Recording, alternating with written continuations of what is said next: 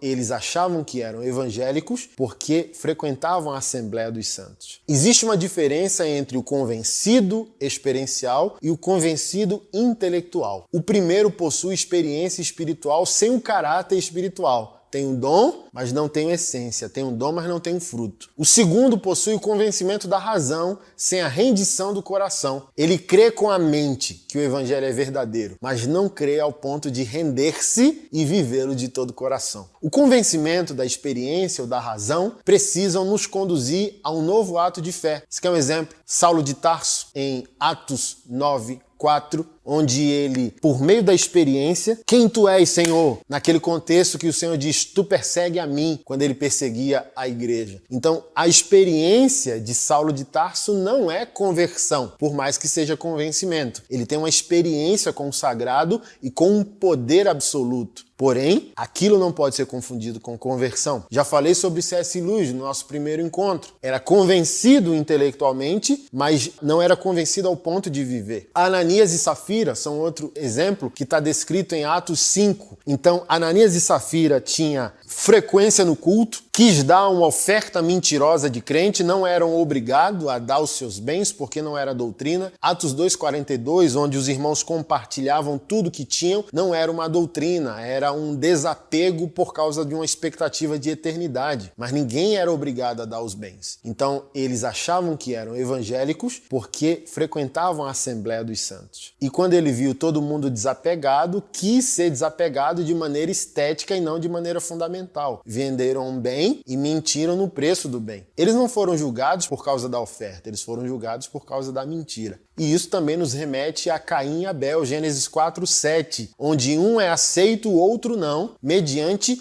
a oferta que não começa no coração. Deus não quer a estética. O convencido é aquele que, quando vai para Deus, ele pode cometer o erro de ir de maneira estética e não de maneira fundamental. Abel foi aceito não por causa do tipo de oferta. Abel foi aceito porque ele não era convencido, ele era convertido. E o convertido dá a mão a Deus e também dá o coração. Caim não era convertido, era convencido. Por isso dava a Deus as suas mãos, mas não dava a Deus o seu coração.